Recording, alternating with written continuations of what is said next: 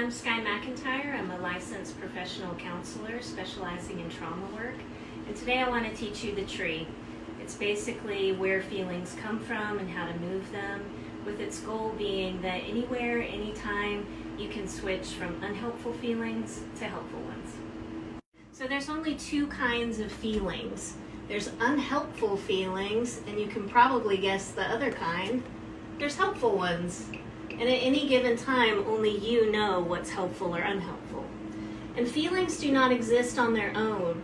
They come from somewhere and they create something. And that's what we're going to talk about, is where feelings come from and what they create. So some of the most common unhelpful feelings are anger, fear, guilt, and shame. And when we feel these things, it creates something. It creates our behaviors of our body and the behaviors of our mind, which are our thoughts. So up here are all of the unhelpful behaviors and thoughts that people see in you, but what we really want to understand is what's down here creating it all. Go to part 2 for more information. I'm Skye, welcome to part 2, where we talk about the tree, where feelings come from and how to move them. So we learned that feelings like anger, shame, and guilt can create really unhelpful behaviors and thoughts, like shutting down, having thoughts like I'm not enough, and yelling and name calling with other people. But what we really want to understand is what's down here creating all of those feelings, behaviors, and thoughts. What I found through trauma work is there's really only 3 things down here that create all of our unhelpful feelings and thoughts and behaviors for everyone. And they are really 3 beliefs that are created in early childhood by the time we're 2 years old, 5 years old, and 10 years old. So the first belief that's created by the time we're 2 years old is, I have no control. And when we feel like we have no control, or we believe this, it creates a lot of anger in us, and we end up yelling, name calling, shutting down, run away. We have all kinds of mechanisms when I have no control gets activated. We've been told since we were very little, 2 years old, that we can and we should control ourselves, and we can't. We can't control our behaviors or our thoughts. Find out more in part 3. Hi, I'm Skye. Welcome to part 3 of the tree. So we've learned that this belief can activate these feelings in us and these behaviors. When this goes on for long enough that we believe that we have no control, we start to believe also that our worth and value comes into question, that we're not enough somehow. And this starts around 5 years old, when we go to school and we start being compared to other children. We're not cute enough, fast enough, smart enough, popular enough. And when this belief gets activated in us, we feel a lot of shame. And when we feel this shame, we actually use phrases in our minds like not enough, not good enough, not worthy enough, or we're too much. There's too much going on. So when we believe that we're not enough, over time we start to believe that this spills over into how other people think and feel about us. And by the time we start middle school and a lot of our responsibilities physically start to come more into play, we get this magical belief that we're responsible for everything. We're responsible for how other people think and feel about us, that we can make them happy or make them disappointed. Go to part 4 for more. Hi, I'm Skye. Welcome to part 4 of the tree. So we have landed on responsibility for everything, how people feel and how they think about us. And this can create a lot of guilt in our system, and we can feel very overwhelmed. This is where the feeling of overwhelmed comes from. And when we feel overwhelmed or a lot of guilt, we will, sometimes shut down. We can have a lot of different reactions. Those are very individual to everyone. But most people shut down, run away, isolate, disengage, and then we end up feeling very alone. And that is the biggest and worst fear of every human being. So we'll just call the unhelpful side alone. So these 3 beliefs, this is a brain, by the way. These 3 beliefs are creating neural pathways in our brain all the time, and they're linking to other things that have happened to us, and they're all kind of feeding into each other. And this is all happening before we've even developed a full frontal lobe, which is where logic resides, and we don't get a full one of those until we're 25. So I call this the tree because all of the feelings, behaviors, and thoughts are happening above the soil. They're the things we can clearly see. It's the roots that we want to get down to. I'm Skye, and this is part 5 of the tree. So we figured out that these 3 beliefs create all of our feelings and behaviors and thoughts that are unhelpful, and this is true for everyone.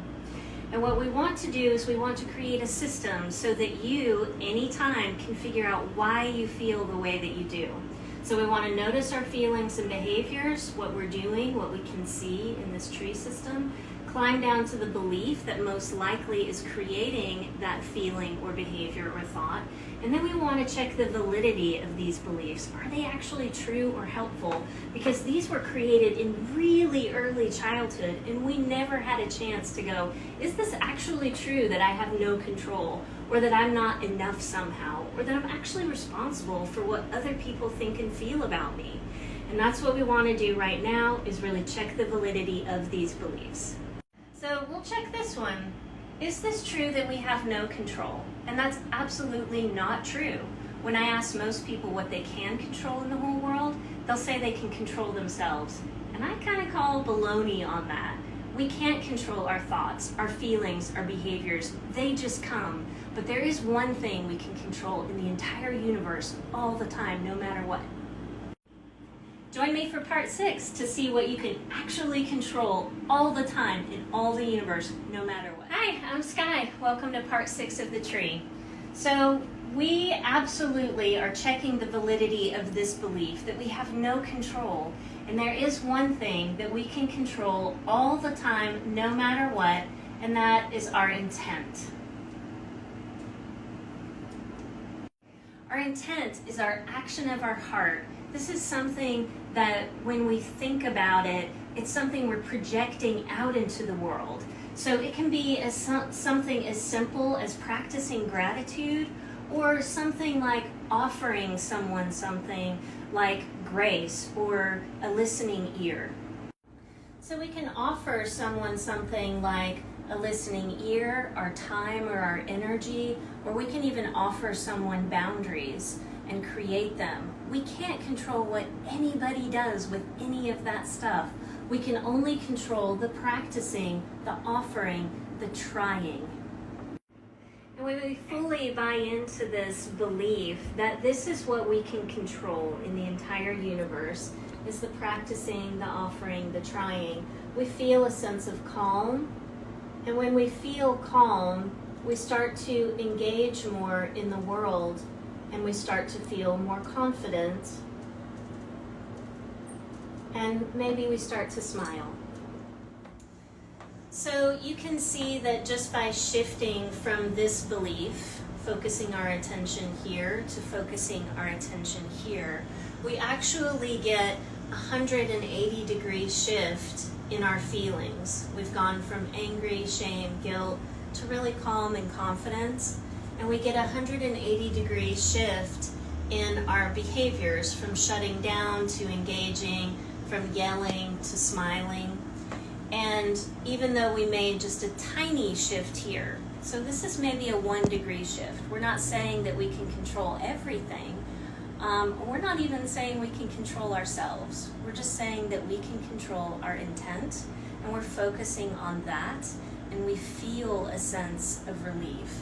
So when these beliefs get activated, these feelings grow all on their own from that root, and then from that feeling grows that behavior.